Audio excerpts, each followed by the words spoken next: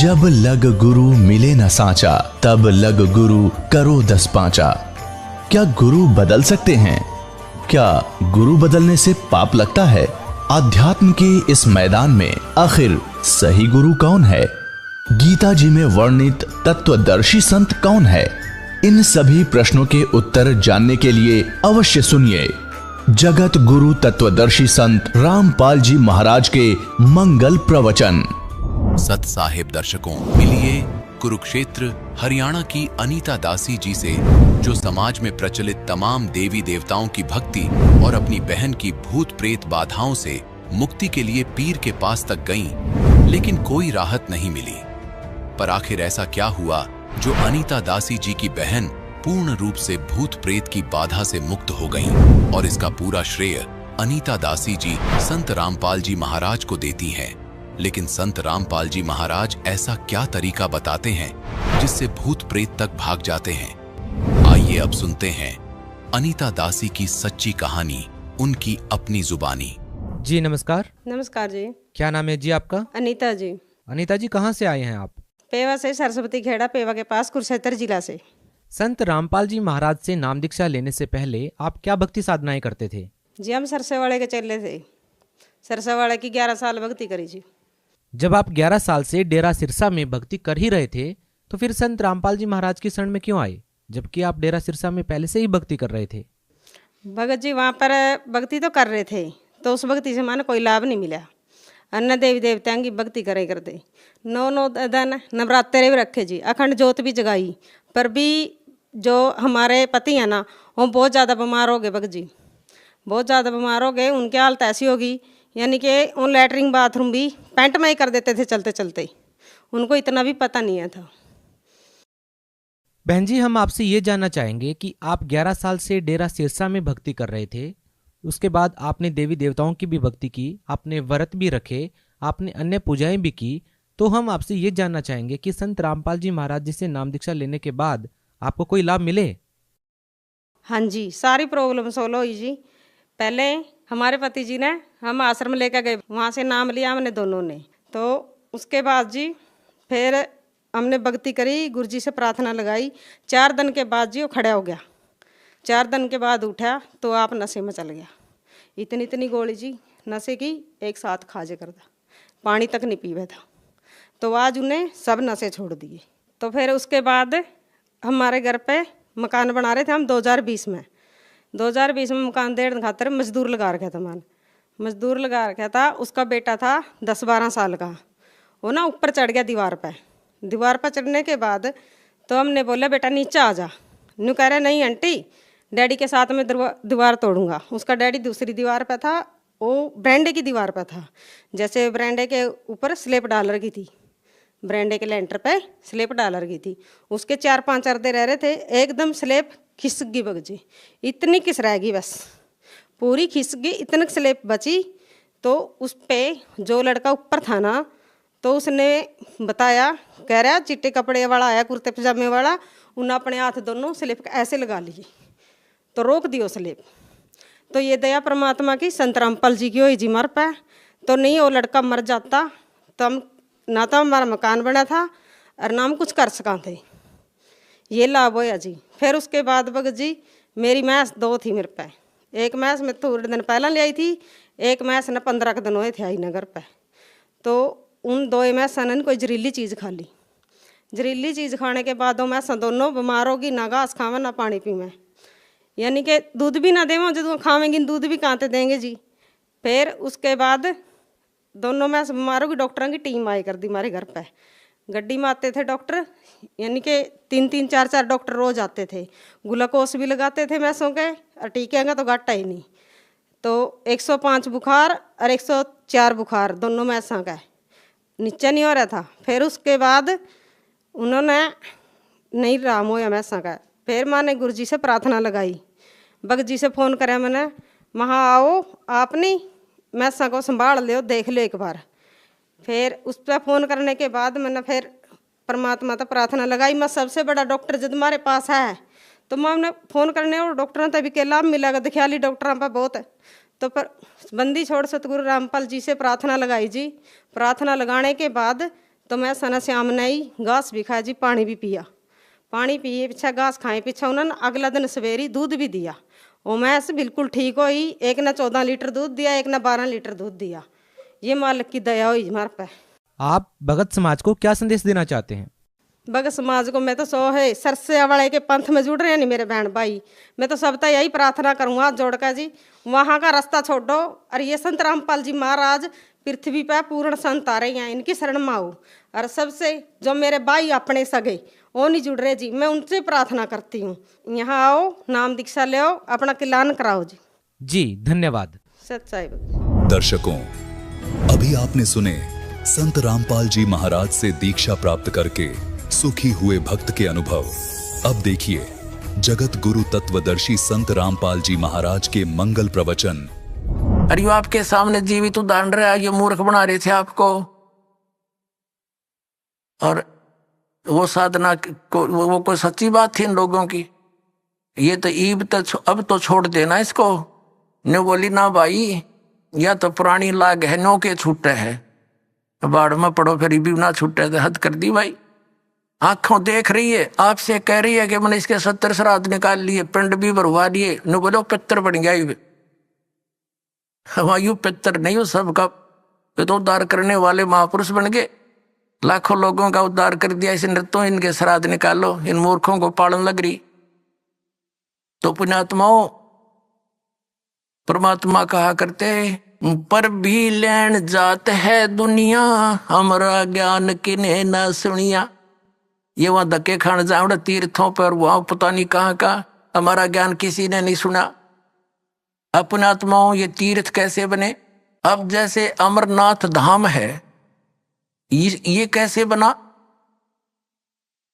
पार्वती माता को भगवान शंकर जी ने उस स्थान पर एक सूखे वृक्ष के नीचे एकांत स्थान देखकर ये मंत्र दिया था। प्रथम मंत्र जो दास आपको देता है, इसको मोक्ष मंत्र बोलते हैं। ये जितना मोक्ष कर सकता है, तो पार्वती जी को जहां वो उपदेश ग्रहण प्राप्त हुआ, शंकर भगवान ने वो मंत्र उनको दिया, ये अमर मंत्र, तो उनके लिए, उस पार्वती माता के लिए वो अमर धाम है, आप और हमारे लिए नहीं।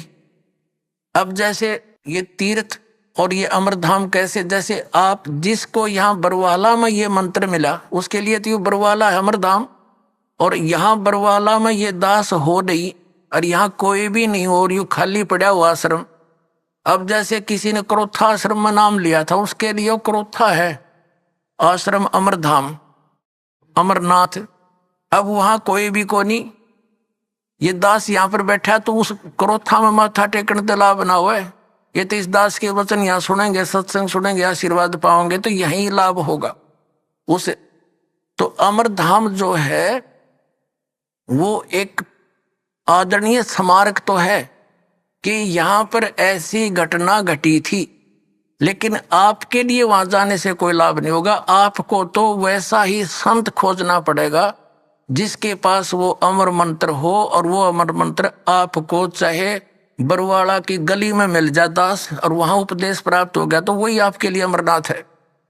उस मंत्र से मोक्ष होगा, उस स्थान से नहीं। अपने आत्माओं, जैसे तीर्थ कैसे बने, इसमें बहुत से प्रमाण है कि एक ऋषि था, उसने वहां बैठकर साधना की और उसने मोक्ष प्राप्त किया। अपने आत्माओं, जैसे एक हमाम दस्ता होता है सामग्री कुटन का, दवाई दुई कुटन का, लोहे का मुसल सा वो 1.5 फुट का, और 2 फुट का, वो 1.5 फुट का, 1 फुट का ऊंचा, 9 इंच चौड़ा होता है। वो किसी ने, किसी का पड़ोसी ने मांग लिया, और उसने उसमें कुछ सामग्री गुट्टी अवन की, और वो वापस दे गया मांझ धो के कति साफ करके, उनको लौटा गया जिसका था। उनको रात्रि के समय जब वो सोने लगे तो महक आ रही थी। उन्होंने देखा ये महक कहाँ से आ रही है, देखते देखते देखा ये तो इस हमाम दस्ते में से आ रही है। तो उन्हें देखा हो इसको तो पड़ोसी ले गया था मांग के, उसने कोई सामग्री कूटी है।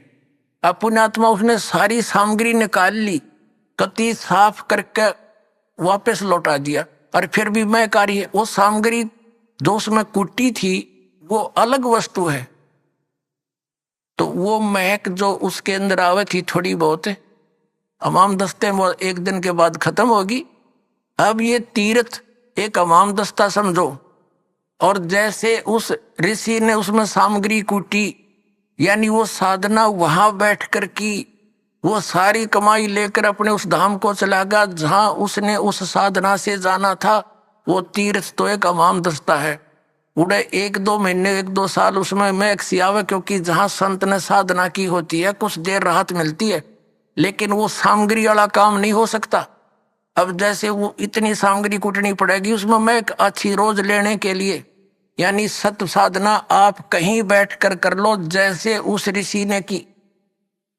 आप अपने घर पे करोगे, आपके लिए वो तीर्थ आपका घर है, ना कि वो स्थान जहां पर किसी अन्य ने साधना की। वहां देखने जाने से हमें क्या लाभ होगा? जैसे ये दास पहले नगर नगर में सत्संग करने लगा, तो जहां किसी ने सत्संग सुना, उपदेश ले लिया, और वहां हम भट्ठी बना करके खीर बनाते, हलवा बनाते, सब्जी बनाते थे, और वहां से हम अगले शहर में चले गए, और फिर कोई व्यक्ति ये बताने किसी को साथ लेकर जावे कि देखो यहाँ महाराज रामपाल का सत्संग हुआ था, यहाँ खीर बनी थी, यहाँ हलवा बना था, यहाँ बैठकर खावे थे।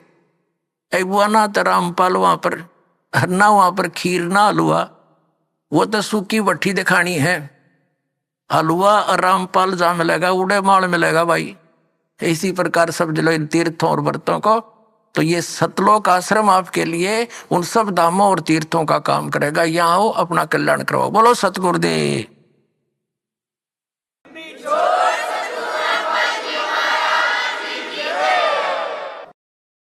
परम पिता परमात्मा पूर्ण ब्रह्म परम अक्षर ब्रह्म कबीर परमेश्वर जी हैं। ये अनंत ब्रह्मांडों के उत्पादक हैं, ये सब के सृजनहार है। परमात्मा की खोज में आत्मा उसी दिन से लग गई जिस दिन से ये इस काल के जाल में फंसी थी, क्योंकि जो सुख इस आत्मा को सतलोक के अंदर था, यहाँ इस काल के लोक के किसी कोने में नहीं है। उस सुख की खोज करते करते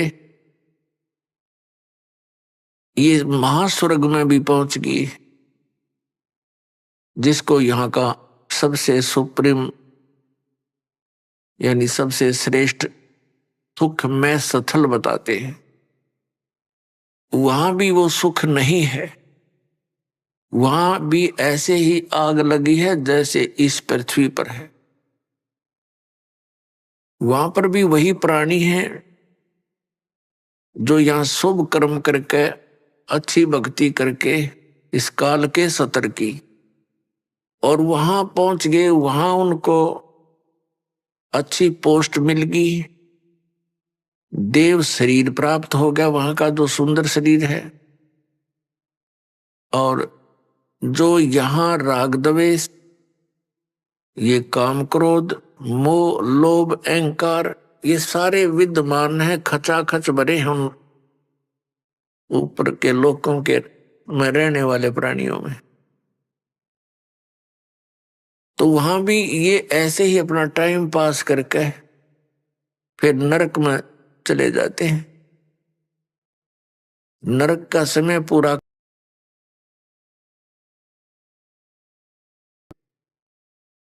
पुण्यात्माओं, परमात्मा पाने के जो साधन है वो भिन्न भिन्न नहीं है, एक ही मंत्र है, एक ही विधि है, यानी एक जैसे ही वो सब क्रियाएं हैं। और हम परमात्मा पाने के लिए कोशिश करते करते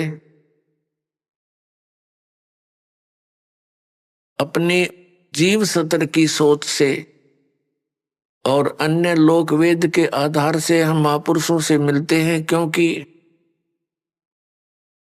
ये विशेषकर हिंदू धर्म के प्राणियों में, पुण्यात्माओं में एक विशेष आस्था है परमात्मा की, और उनको इतना ज्ञान है सदग्रंथों के आधार से कि गुरु के बिना मोक्ष नहीं होता।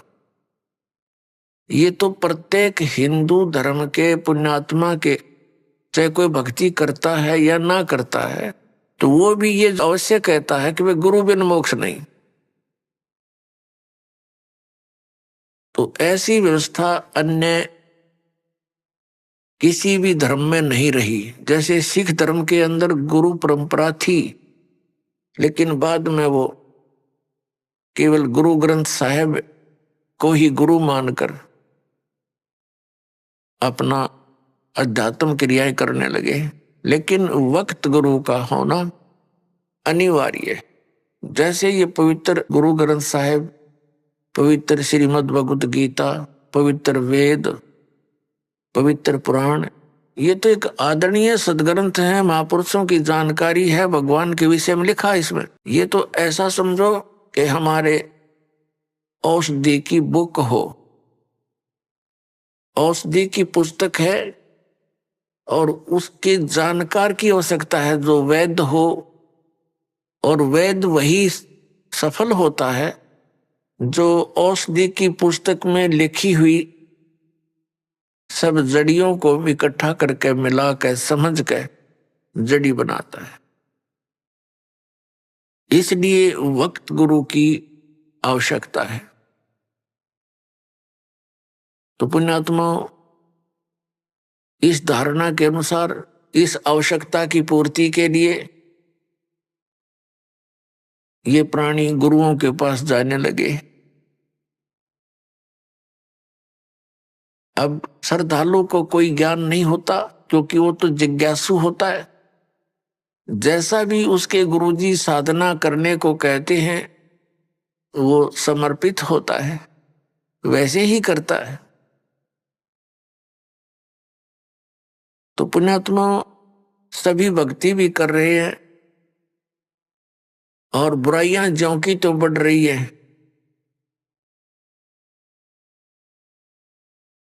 काम, क्रोध, लोभ, मोह, अहंकार, किसी के अंदर भी कमी नहीं बनी। इसका कारण क्या है कि पूर्ण संत ना मिलने से तो कभी भी ये शांति इस समाज में, इस लोक में नहीं हो सकती। 600 वर्ष पहले परमात्मा आए थे, स्वयं एक संत की भूमिका करके चले गए, और साथ में एक जुल्हे का कार्य भी किया करते थे, ये प्रमाणित करने के लिए कि भाई परमात्मा पाने के लिए, क्योंकि उसमें भ्रम फैला हुआ था कि ब्राह्मण वर्ग ही भक्ति के अधिकारी हैं। बाकियों को तो इन्होंने ऐसे लगा दिया था, श्राद्ध श्रूद निकालन खातिर क्रियाओं में उलझा दिया था। और विशेषकर यही माना जाता था कि ऋषि महर्षि घर त्याग कर चला गया जो व्यक्ति, वही परमात्मा पा सकता है, या घना बड़ा सेठ दान करता हो। तो परमात्मा ने सब शंकाओं का निवारण करने के लिए एक शूद्र जाति में रहना पड़ा। उसमें छुआछूत चरम सीमा पर थी, अत्यधिक छुआछूत थी। ब्राह्मण लोग शूद्रों को निकट भी नहीं आने देते थे, दूर से बात करते थे। और उस समय परमात्मा एक जुल्हा जाति के अंदर रहे। वैसे तो उनका जन्म नहीं हुआ था, सतलोक से आए थे, सहशरीर आए थे। एक नवजात शिशु का रूप धारण किया था कमल के फूल पर, बाहर एक तालाब सरोवर के अंदर। वहां से एक नीरू नाम के जुल्हा दंपति उठा ले गए थे। वहां परमात्मा की परवरिश लीला होने से, और फिर जुल्हे का कार्य करते हुए जनता को ज्ञान भी देते थे, भक्तों को यथार्थ ज्ञान समझाते थे, सूक्ष्म वेद का प्रचार करते थे। वो यही प्रमाणित करने आए थे, एक उदाहरण देने आए थे कि परमात्मा पाने के लिए जाति और धर्म और कर्म, यानी जैसे कोई ज्यादा बड़ा सेठ यानी धन अधिक या कम, ये इसके लिए कोई मायने नहीं रखता। गुरु पूरा हो और शिष्य सूरा हो, सूरमा। सूरमा का अर्थ है कि इस भक्ति मार्ग पर जो प्राणी लगता है तो उसकी सब क्रियाएं अन्य संसारिक व्यक्तियों से भिन्न होती है, तो उसमें हमारा समाज बाधा करता है। और जो उन बाधाओं की परवाह ना करते हुए आगे बढ़ता है इस भक्ति मार्ग पर, वो सूरवीर होता है। कौन कौन थे सूरवीर?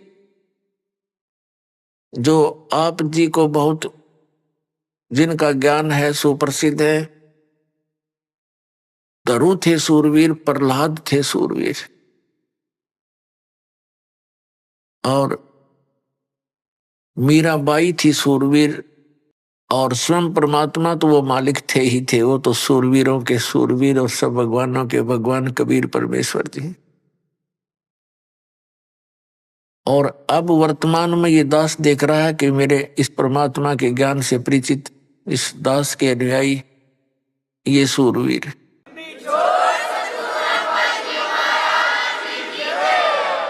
क्योंकि क्रोथा कांड के दौरान इस दास को इतना बदनाम कर दिया गया था, झूठा, और इतना परेशान किया गया परमात्मा के बच्चों को, लेकिन ये सूरवीर थे, ना किसी से लड़े और ना डरे।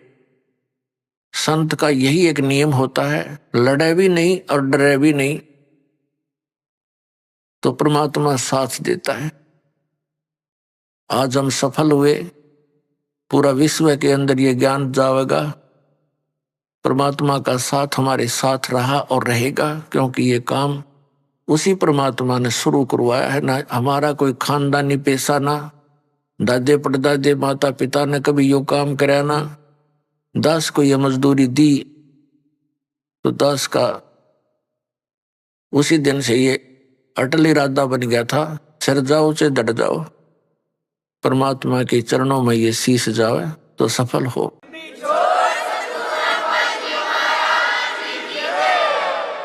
तो पुण्यात्मा,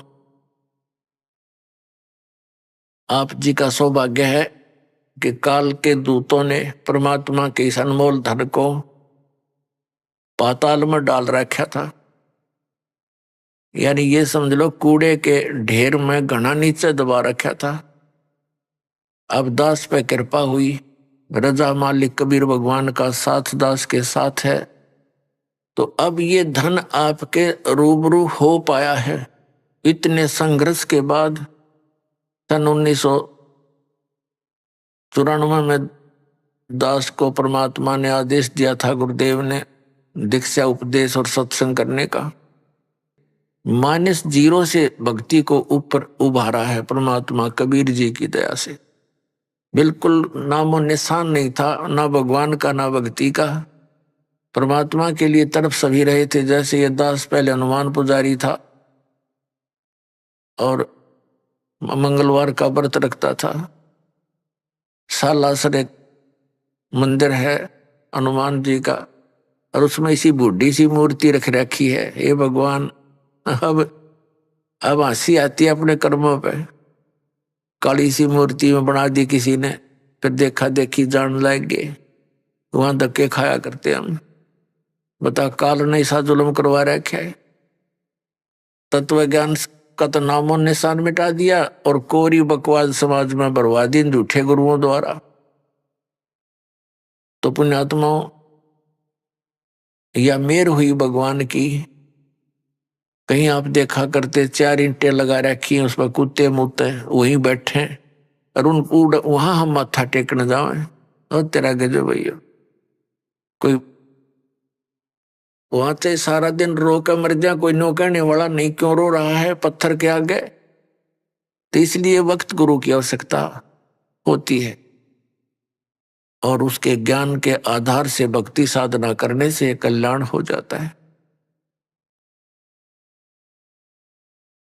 अब ये कितनी बुराई बढ़ गई शराब मांस तंबाकू की,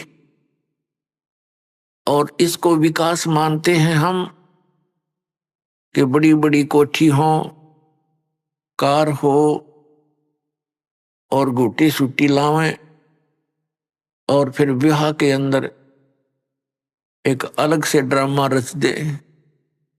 पुण्यात्माओं, ये भक्ति मार्ग में नहीं चलेगा। ठीक है, संसार भक्ति नहीं करता, वो कुछ करो, वो तो इस विद्यालय के वो विद्यार्थी ही नहीं है। ये विद्यार्थियों के लिए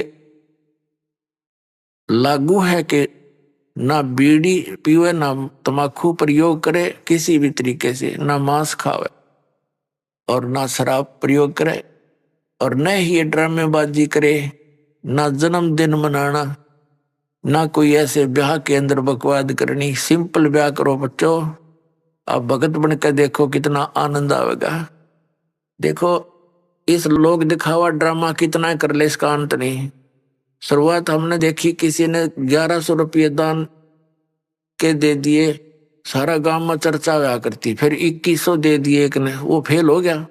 फिर एक ने 5100 दे दिए, वो फिर 21 वाला फेल हो गया। फिर एक ने 11,000 दे दिए अपनी लड़की के दान में, और एक मोटरसाइकिल दे दी, फिर कार दे दी।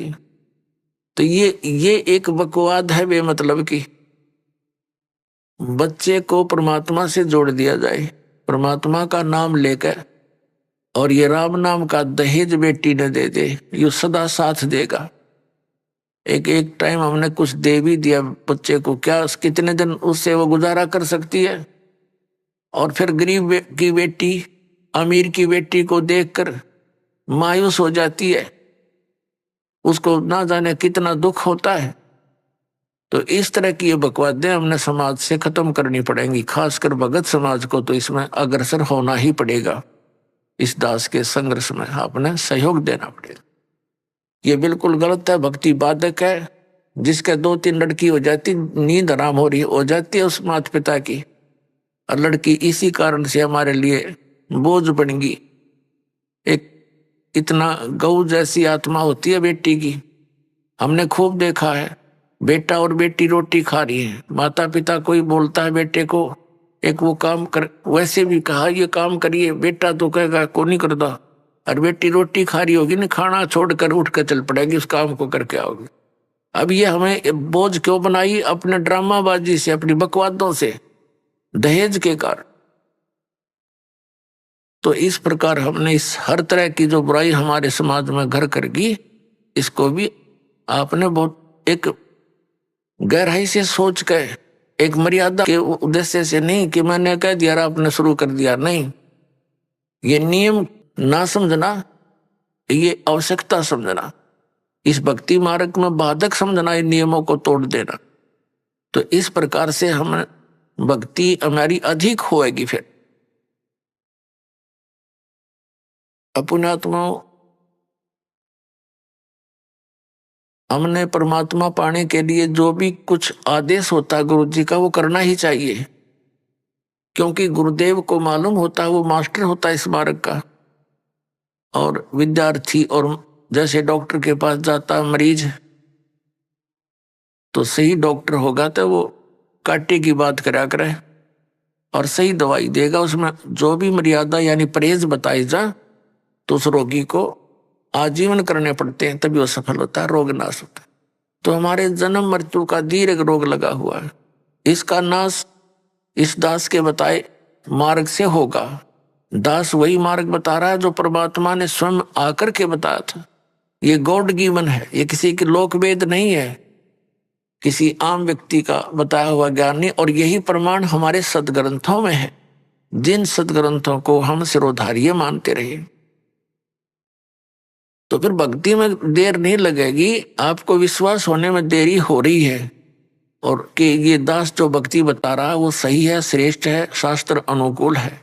ये प्रमाण करने के लिए कि ये भक्ति सही है, और भगवान परम पूज्य कबीर जी हैं जो जुल्हा रूप में, धानक रूप में बनारस में आए थे, ये प्रमाणित करने के लिए ये ढेर सारे आपको प्रमाण दिखाने पड़ते हैं। और कुछ दिनों के बाद फिर ये आवश्यकता नहीं पड़ेगी इन प्रमाणों की, क्योंकि आप एक दूसरे को बताओगे कि ऐसा है, फिर ये एकदम सबको स्वीकार्य हो जाएगा। अभी तक तो किसी ने देखे नहीं, खोल के वेद देखी ना, गीता पढ़ी थी, समझी नहीं गीता जी में क्या लिखा है, पुराणों में क्या लिखा हम पढ़ते थे लेकिन समझ नहीं सके, अब हम समझन जोगे हो गए।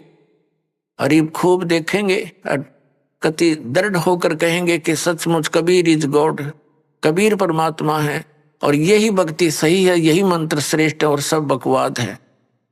तो फिर आपसे सुनकर अन्य व्यक्ति भी इस बात पर विचार करेंगे और कोई प्रमाणित कराना चाहेगा तो सदग्रंथ हमारे पास है, आप खुद भी उनका विश्वास दृढ़ करोगे। तो इस प्रकार ये पूरे विश्व में मालिक आदेश है, उनका निर्धारित समय है कि अब ये पूरे समय में, पूरे विश्व में एक ही भगवान रहेगा, एक ही ज्ञान रहेगा और भक्ति विधि उस भगवान की एक है ही, वो अलग हो ही नहीं सकती। जैसे आम के पौधे को बीजने के लिए आम का ही बीज प्रयोग करना पड़ेगा, दूसरा बीज आम का हो ही नहीं सकता।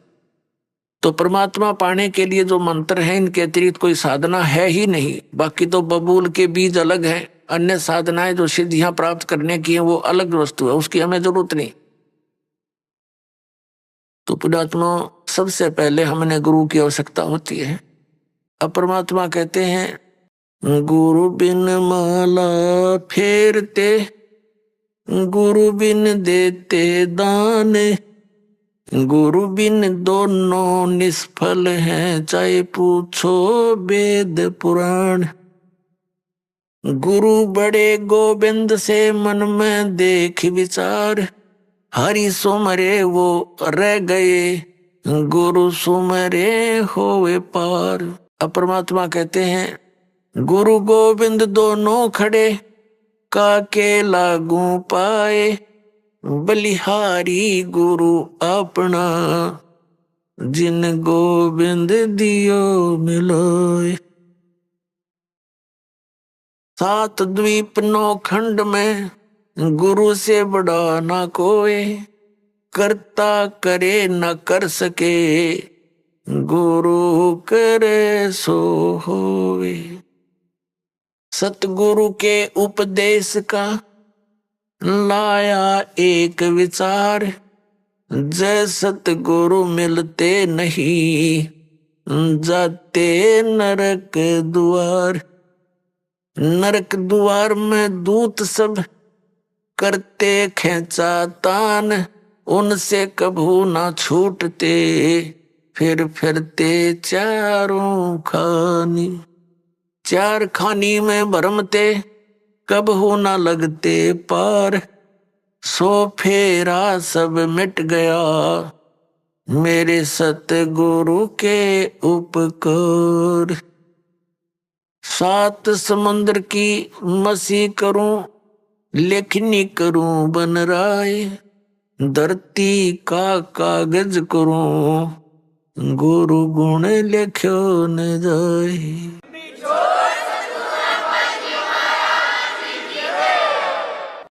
गुरु गोविंद कर जानियो, रहियो शब्द समाए, मिले जब दंडवत बंदगी, नहीं पल पल ध्यान लगावे।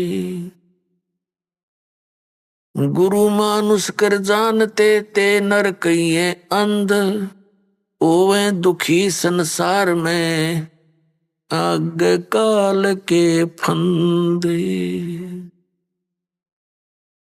गुरु को मानुष जो गिने, और कर चरणामृत को पान, ते नर नरक में जावेंगे, युग युग होवे समान। पुण्यात्माओं, परमात्मा ने गुरु के महत्व को कितने गहरे शब्दों में समझाने की चेष्टा की है। अपनात्माओं, परमात्मा कहते हैं कबीर हरि जय रूठ जा, गुरु की शरण में जावे। कहें कबीर गुरु रूठ गए, तो हर ना करे सहाय। अब क्या बताते हैं कि सतगुरु के उपदेश का लाया एक विचार, जय सतगुरु मिलते नहीं, हम जाते नरक द्वार। पुण्यात्मा, आपने महावीर जैन जी का इतिहास बहुत बार देखा है, दास ने दिखाया है। वो पुण्यात्मा भक्ति के लिए घर भी त्याग दिया, अपने दादाजी से उपदेश लिया, ऋषभदेव जी से, वो मारीची जी ने, और वही आत्मा आगे चल के महावीर जैन हुआ। महावीर जैन के जन्म रूप में जन्मने से पहले उस आत्मा ने 80 लाख बार तो देव पद प्राप्त किया, देवता बना, और बाकी 60 करोड़ बार गधे की योनि, 30 करोड़ बार कुत्ता, 20 करोड़ बार बिल्ली, पता नहीं कितनी बार हाथी, नपुंसक, शिकारी रहा। तो जब तक सतगुरु नहीं मिलते ये प्राणी साधना करता करता भी दुखी रहता है। इसलिए परमात्मा बताते हैं सतगुरु के उपदेश का। पृथ्वी पर सतगुरु एक ही होता है एक समय में, अनेक नहीं होते। जैसे परमात्मा स्वयं आए थे कबीर जी, वो अकेले ही, पर वो तो परमात्मा भी थे और सतगुरु भी थे, वो तो सर्वे सवा थे। और उस समय 64 लाख शेष थे मालिक के। पुण्यात्माओं, विचार करने की बातें हैं, क्योंकि हम लाल की महिमा से परिचित नहीं थे। लाल की को सुनते अवश्य थे कि वो बहुमूल्य होता है, लेकिन पहचान नहीं थी। हम भगवान को सर्व सुखदाई, सब संकटों से निवारण करने वाला मानते हैं, इसलिए ही उसकी खोज में हम जगह जगह भटक रहे थे। लेकिन हमने उस लाल की हमें पहचान नहीं हुई। उन स्वार्थी लोगों ने कौड़ी को हमें लाल बताकर हमारे को दे दिया। हम उन कौड़ियों को लाल समझकर गठड़ी बांधे फिरे थे। अब दास को पता चला, परख हुई, लाल और लालड़ी को परख करने की बुद्धि दी भगवान ने, और वही दास ने आपके साथ कर दी। आपको भी लाल परखने योग्य ज्ञान दे दिया। तो पहले हम साधना ठीक ना करके कितने कष्ट उठाए, उस परमात्मा ने आकर ही हमें ये ज्ञान दिया, अपनी पहचान आप ही बताई। तो क्या बताते हैं कि भक्ति करते करते भी उस महापुरुष की कितनी दुर्गति हुई, क्योंकि उनको सतगुरु नहीं मिला। 600 वर्ष पहले परमात्मा स्वयं आए थे, 64 लाख शेष हुए उनके, और अकेले सतगुरु थे, अकेले नाम देते थे।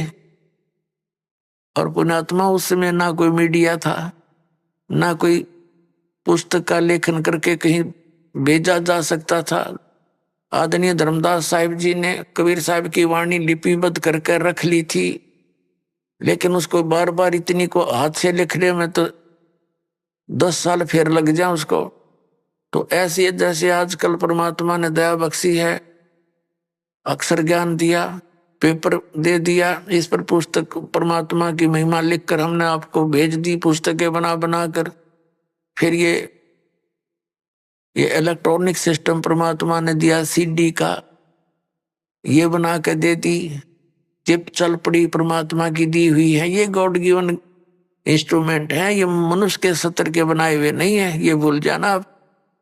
ये मनुष्य 4 युगों में यही था, एक रेडू के अंदर, और 6 खच्चर जोड़ कर रथ बना के घसीटे अंडा करते, अरीवीसी कार बना ली, हवाई जहाज बना दी, और ये इंटरनेट बनवा दिए। ये परमात्मा के दिए हुए हैं, और ये काल ने इनका दुरुपयोग शुरू करवा दिया। इसमें फिल्म देखे, नाचे कूदे, समाज दूना बिगड़ गया। लेकिन अब शुद्ध रहेगा। यहाँ पर कोई भी पदार्थ है, उसके गुण अवगुण दोनों चले, लेकिन हम अवगुणों को त्याग कर गुणों को ग्रहण करेंगे, हमें ज्ञान हो जाएगा। तो कहने का भाव यह है कि 64 लाख शेष होना उस समय एक दानक के, जुलाहे के, ये कोई बड़कों का खेल नहीं है, जिसको हम एक शूद्र कहते थे। एक कवि कह के सीमित कर दिया था, फाइनल को क्लोज कर दी थी उनकी फाइल को। अब वह फाइल फिर खुली उस भगवान की। वो परमात्मा है, हमारे पिता हैं।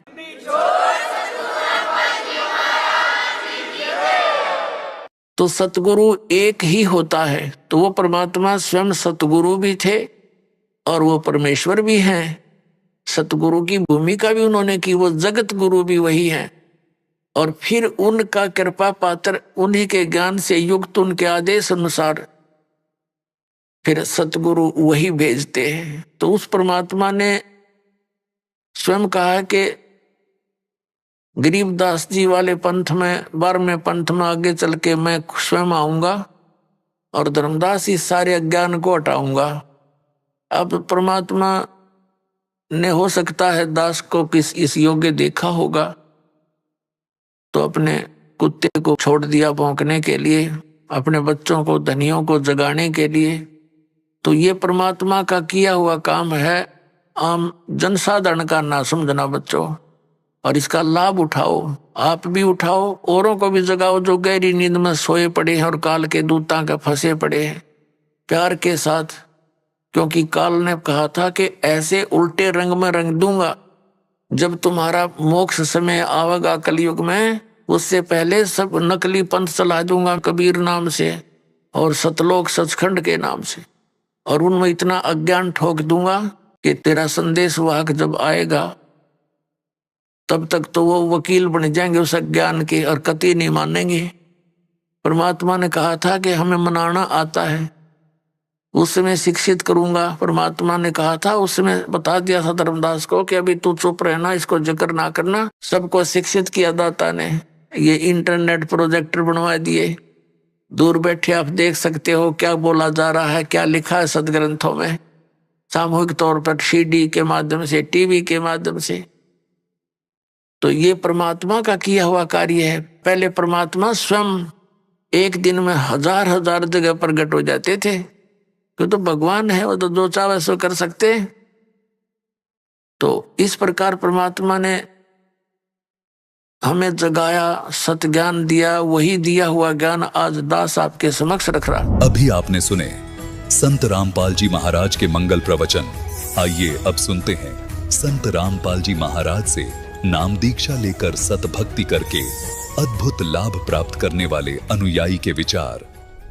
दर्शकों, क्या बिना सच्चे गुरु के परमात्मा की प्राप्ति संभव है? हमारे शास्त्र स्पष्ट कहते हैं, बिना सच्चे गुरु के यह असंभव है। ऐसी ही एक कहानी है यमुनानगर, हरियाणा की सोनिया सैनी जी की, जिन्होंने शिव जी, साईं बाबा, लक्ष्मी जी की भक्ति के साथ 16 सोमवार के व्रत भी किए। पर ऐसा क्या हुआ जो इन्होंने तमाम भक्ति साधनाओं को छोड़कर संत रामपाल जी महाराज से नाम दीक्षा ग्रहण की? दर्शकों, आइए सुनते हैं सोनिया सैनी जी की ये अद्भुत कहानी उन्हीं की जुबानी। जी नमस्कार। नमस्कार सर। क्या नाम है जी आपका? सोनिया सैनी।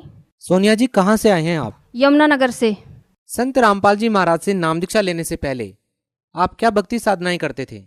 संत रामपाल जी महाराज से दीक्षा लेने से पहले हम जैसे हिंदू परंपरा के अकॉर्डिंग सभी देवी देवताओं की भक्ति करते थे। मैं शिव भगवान में ज़्यादा आस्था रखती थी शुरू से ही, बचपन से ही, मतलब जब से मैंने होश संभाला था, आप लगा लो 5-6 साल से ही मैं शिव भगवान जी को काफ़ी मानती थी, उनकी बहुत पूजा आराधना करती थी।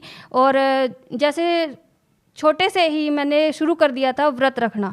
सोमवार के मैं व्रत रखती थी और व्रत रखते टाइम जैसे 16 सोमवार कर दिया, उसके बाद हम जैसे भोजन खिलाते थे, गरीबों को भोजन खिलाते थे। मैं खुद अपने हाथ से ही, जैसे मम्मी की हेल्प से हम बनाते थे, वो खिलाते थे। उसके बाद क्या हुआ, शिव भगवान को की भक्ति करते करते धीरे धीरे क्या हुआ, जैसे सीरियल वगैरह में हम देखते हैं तो माता रानी का हमने देखा, माता रानी वैष्णो माता का हमने देखा, तो वैष्णो माता का हमने खूब किया, बहुत शुरू कर दिया कि मैं एक फ़ोटो लेके आई वैष्णो माता की। वैष्णो माता गई थी मैं, जब मैं 8th स्टैंडर्ड में थी, 8वीं कक्षा में पढ़ती थी तब, तो मैं वैष्णो माता की एक मूर्ति लेके आई थी। तो वहाँ से भी हम उसकी बहुत पूजा करती थी, बहुत भक्ति की मैंने, वैष्णो माता की व्रत भी किए मैंने। फिर क्या हुआ, जैसे हम और होता है हमारे समाज में, जैसे सभी देवी देवताओं को मानते हैं, तो मैंने क्या किया, साईं जी, साईं बाबा को भी हमने बहुत माना, मतलब उनकी बहुत भक्ति करते थे। जब हम कॉलेज टाइम में थे, कॉलेज जाती थी तो मतलब काफ़ी डिस्टेंस है हमारे गांव से, जो कॉलेज है सिटी है वहाँ तक, लेकिन फिर भी हम मतलब घबराते नहीं थे,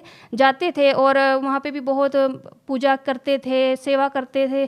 फिर उसके बाद जैसे क्या हुआ, आ गया कि हाँ भाई जो लक्ष्मी जी हैं, लक्ष्मी जी हैं, उनके भी व्रत रखने चाहिए। तो मन में आस्था थी, हाँ वही भगवान मिले, चाहे वो कैसे भी मिले, किसी भी रूप में मिले, बस ये था कि भगवान मिले। तो लक्ष्मी जी को भी हमने व्रत करना शुरू कर दिया। जैसे किसी ने बोल दिया कि हाँ अभी आप लक्ष्मी का भी करो, तो लक्ष्मी जी के व्रत करने हमने शुरू कर दिए। सोनिया जी, हमारा सवाल यहाँ पर यह है कि आपकी एक खोज थी भगवान पाने की, तो क्या संत रामपाल जी महाराज से जुड़ने के बाद आपकी वो खोज पूरी हुई? देखिए, करते थे काफ़ी पूजाएं की, तो क्या हुआ, हमारी रिश्ता तय हुआ। जो संत रामपाल जी महाराज जी के शिष्य थे, उनके घर में हमारे रिश्ता तय हुआ। तो उन्होंने क्या किया कि हमें एक पुस्तक दी, ज्ञान गंगा। तो ज्ञान गंगा ऐसे ही उस समय मैं एमए कर रही थी, तो एग्ज़ाम का टाइम था, तो मैंने उस पर इतना ध्यान नहीं दिया, क्योंकि मेरी थिंकिंग ये थी, ध्यान इसलिए नहीं दिया कि मुझे जैसे पता लगा था ना ससुराल की तरफ से कि इन्होंने गुरु बना रखे हैं, तो मेरी थिंकिंग ये थी कि मेरे और भगवान के बीच में, क्योंकि मैं भक्ति खूब करती थी, जागरण वगैरह भी हम करते थे मेरे पापा, तो मेरे और भगवान के बीच में थर्ड पर्सन की कोई ज़रूरत नहीं है, यानी कि मुझे गुरु की कोई आवश्यकता नहीं है। गुरु क्या होते हैं, बस उनके विषय में मेरा यही था कि गुरु कुछ नहीं है, भगवान और हम जो हैं वो सब कुछ है। ठीक है, तो ऐसे करके थोड़े दिन के बाद ससुराल से कॉल आई, उन्होंने बोला कि आपने वो पुस्तक पढ़ी? तो हमने कहा नहीं, हमें टाइम नहीं मिला, नहीं पढ़ी। तो उन्होंने कहा उसको एक बार पढ़ो। तो हमने कहा वो मोटी है, हम क्या पढ़े, उसमें से कुछ समझ तो आता नहीं। तो उन्होंने बोला कि आप ऐसा करो, सृष्टि रचना उसमें से पढ़ो। तो हमने क्या किया, चलो जब इतना प्रेशर कर रहे हैं, बोल रहे हैं कि पढ़ो एक बार, देख तो ले क्या है, क्योंकि मैं गीता जी भी मैंने पढ़ी हुई है, भगवत गीता के मेरे ताऊ जी के पास थी, वो भी मैंने पढ़ी हुई है, और ये जो रामायण महाभारत है ये भी मैंने पढ़ी हुई है। तो उनके विषय में मुझे थोड़ी नॉलेज थी, लेकिन चलो आध्यात्मिकता के तरीके से मैंने सोचा कि चलो पढ़ लेते हैं, सृष्टि रचना है क्या। तो मैंने उसमें से सृष्टि रचना पढ़ी। सृष्टि रचना पढ़ने के बाद मुझे ज्ञान हुआ कि हाँ हम कौन है, कहाँ से आए हैं, ठीक है, और हमारा क्या उद्देश्य है। आज तक मुझे ये नहीं पता था कि हम कौन है, कहाँ से आए हैं। तो उसके थ्रू जैसे मुझे पता लगा कि सृष्टि रचना पढ़ते पढ़ते ही मेरी आंखों से आंसू आए। तो मैंने किया कि यस, ये कबीर जी ही गॉड है, परमात्मा है, और हम तो आज तक जो है अंधेरे में थे। ऐसे करके परमात्मा की दया से मुझे, संत रामपाल जी महाराज की दया से मुझे वो ज्ञान हुआ। नहीं तो बताते हैं ना कि गुरु बिना ज्ञान नहीं होता, वाकई ये बात सच है कि गुरु बिना ज्ञान नहीं होता है। और मैं इसी गलतफहमी में थी कि नहीं यही सब कुछ है, जो हम पूजा करते हैं यही सब कुछ है, लेकिन नहीं, ऐसा कुछ नहीं है। जो भी हम भक्ति करते हैं उसके लिए कोई बेस होना चाहिए, और हमें यही नहीं पता था कि हम क्या पूजा कर रहे हैं क्या नहीं। सोनिया जी, हमारा सवाल ये है कि हर एक श्रद्धालु संत रामपाल जी महाराज जी से इसलिए भी नाम दीक्षा लेता है ताकि उसे आध्यात्मिक, भौतिक और आर्थिक लाभ मिले। हम आपसे ये जानना चाहेंगे कि क्या आपको संत रामपाल जी महाराज से नाम दीक्षा लेने के बाद लाभ मिले? हाँ जी, बहुत लाभ मिले हैं, क्योंकि वो सच्ची भक्ति है, उससे मुझे बहुत लाभ मिले हैं। सबसे पहले तो संत रामपाल जी महाराज ने, मतलब जैसे मैंने प्रथम नाम लिया था, तुरंत उसके बाद ही मैं आश्रम में गई हुई थी। मेरे हाथ में इसमें एक गांठ थी, तो इसको ये काफ़ी सालों से थी, 6-7 सालों से थी, जब से मैंने होश संभाला था, मतलब तब से थी ये मेरे हाथ में। तो छोटी थी पहले, तो धीरे धीरे ये बड़ी हो गई। तो इसके लिए मैंने बहुत कुछ किया, डॉक्टर को भी दिखाया। डॉक्टर बोलते थे कट लगा के ऐसे तो हल्का सा ऑपरेशन करके इसको निकाल दिया जाएगा, लेकिन उसके बाद भी कोई गारंटी नहीं होती थी कि जैसे जब हम निकाला है तो कैंसर बनने का भी खतरा होता है। तो इस चीज़ से मुझे डर था, उसके लिए मैंने बहुत किया, झाड़ फूंक वगैरह सब, मतलब जैसे पीर वगैरह पर जाते हैं, प्रसाद वगैरह चढ़ाते हैं, कबूल देते थे जब जगत में थे। लेकिन क्या हुआ, जैसे ही संत रामपाल जी महाराज दीक्षा ली, 4 महीने ही मुझे हुए थे, मैं आश्रम में गई हुई थी, तो अचानक ही परमात्मा ने मेरी ये रसोड़ी गायब कर दी। तो ये मेरे लिए बहुत बड़ा चमत्कार था, ठीक है, कि मेरी ये रसोड़ी जिसके लिए मुझे इतना वो करना पड़ा, ये परमात्मा ने ठीक कर दी। तो संत रामपाल जी महाराज की दया से मेरी जो गांठ है वो बिल्कुल गायब हो गई। उसके बाद संत रामपाल जी महाराज ने मुझे जीवन दान दिया। जैसे मतलब मुझे मेरा बेबी हुआ, उस टाइम वो सब कुछ ठीक हो गया, बेबी भी ठीक हो गया। लेकिन तीसरे दिन जाके क्या हुआ कि जो ब्लड है, ब्लड जो मेरा ब्लड था वो मांस के टुकड़े बन बन के, ऐसे मैं टॉयलेट गई तो ऐसे निकलने लगा, वो सारा ब्लड निकल गया। मेरा जो है 11.6 ग्राम मेरा ब्लड था, और अचानक ही मेरा ब्लड जो है 4 ग्राम रह गया।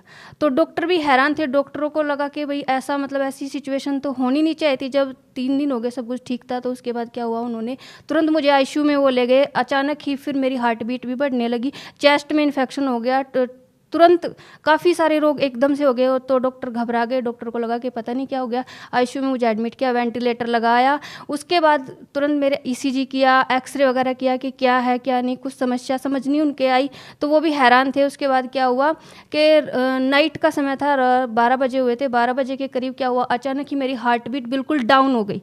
तो जो नर्स है वो आई, वो घबराई, उन्होंने सभी डॉक्टर को बुलाया।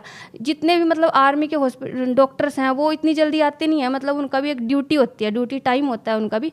लेकिन क्या उन्होंने उनको कॉल किया, सभी आए, 10-12 टीम आई। वो हैरान हो गए कि इसको हुआ क्या, अचानक हार्ट बीट डाउन कैसे हो गई है। उनको ये हुआ कि अब ये शायद बचेगा नहीं पेशेंट, लेकिन उन्होंने भी पूरा जोर लगाया, उन्होंने पूरा जो ट्रीटमेंट था वो सब किया। उसके बाद भी उनको लगा कि ये पेशेंट नहीं बचेगा।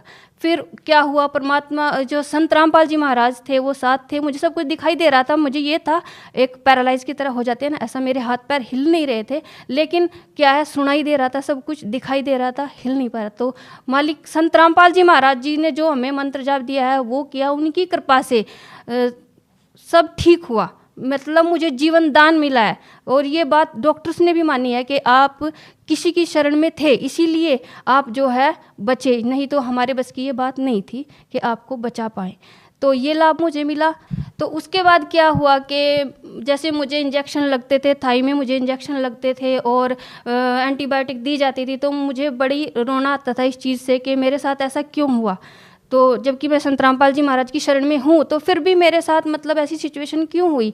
तो मालिक से ऐसा क्वेश्चन, संत रामपाल जी महाराज से मेरे मन में अंदर ही अंदर एक क्वेश्चन आता था कि ऐसा क्यों हो गया जबकि मैं शरण में थी। फिर उसके बाद दोष आ गया मन में। तो क्या हुआ, उधर से हम तेलंगाना से यहाँ आ गए, हरियाणा, तो यहाँ आके हमने नाम शुद्ध कराया। नाम शुद्ध कराने के जस्ट बाद 1 महीना बाद ही संत रामपाल जी महाराज मेरे सपने में आए।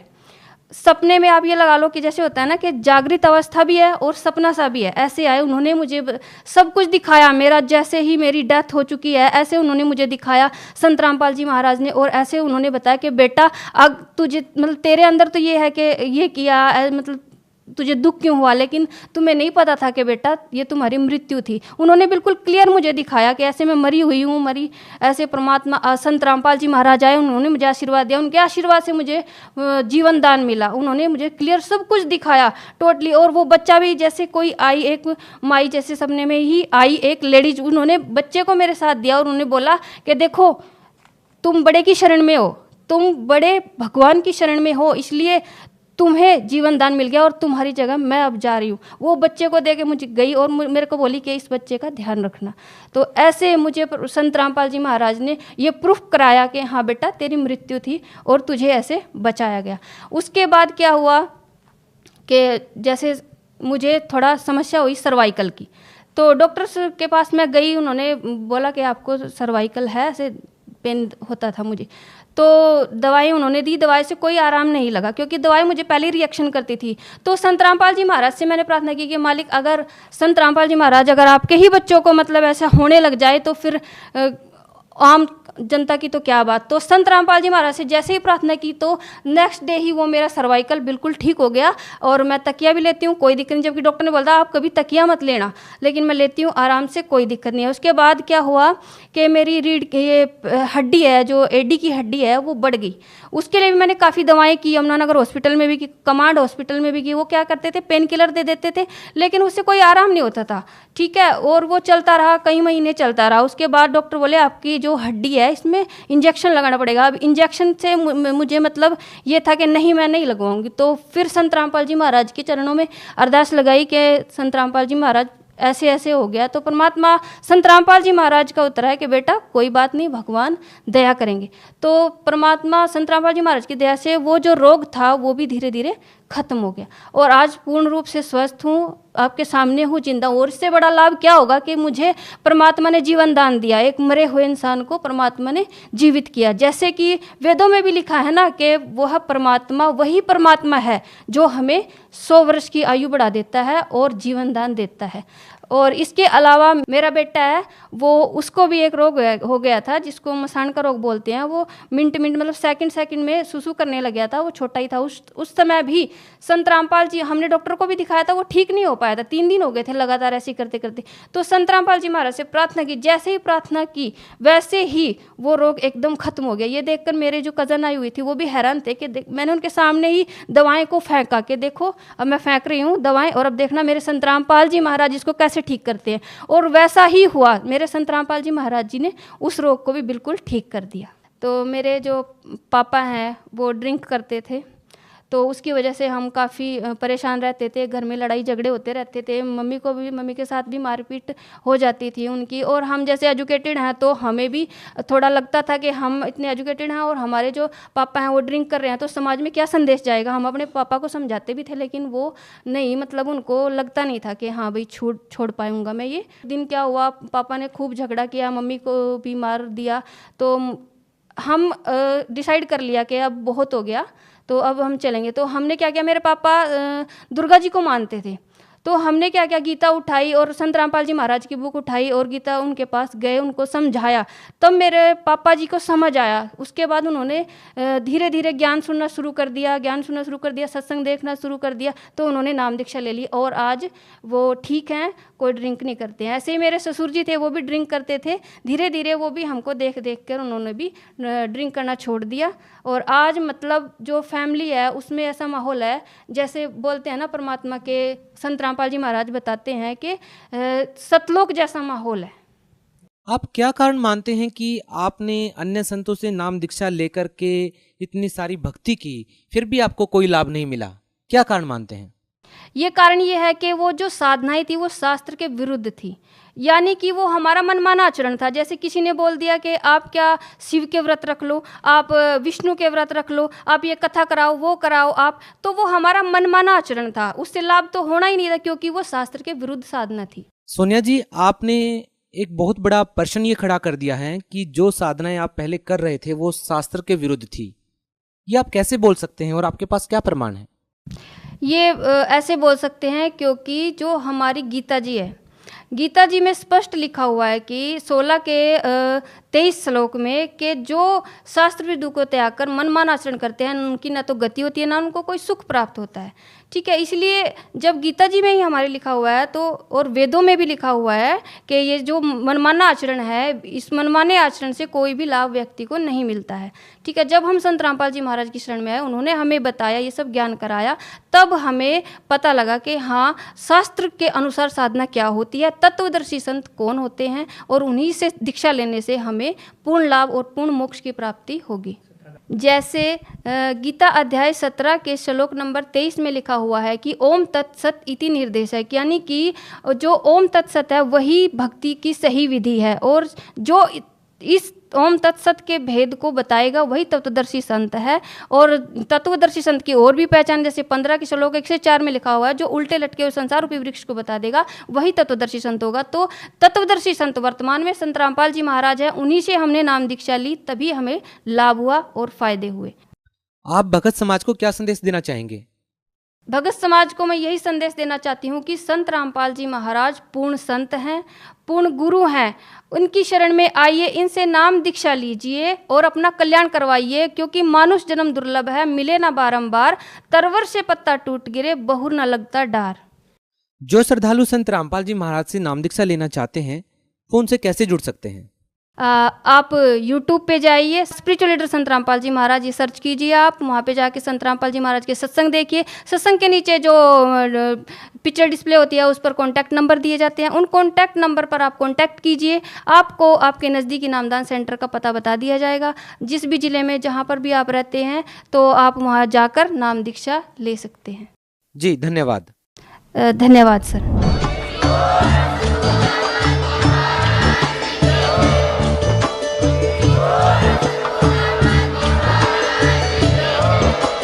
आप सुन रहे थे जगत गुरु तत्वदर्शी संत रामपाल जी महाराज जी के मंगल प्रवचन। अधिक जानकारी के लिए विजिट कीजिए हमारी वेबसाइट www.jagatgururampalji.org। संत रामपाल जी महाराज जी के शुभ आशीर्वाद से पूरे विश्व भर में 500 से भी ज्यादा नाम दीक्षा केंद्र हैं, जिन पर संत रामपाल जी महाराज जी द्वारा ऑनलाइन निशुल्क नाम दीक्षा दी जा रही है। अपने नजदीकी नाम दीक्षा केंद्र का पता करने के लिए संपर्क करें 8222880541।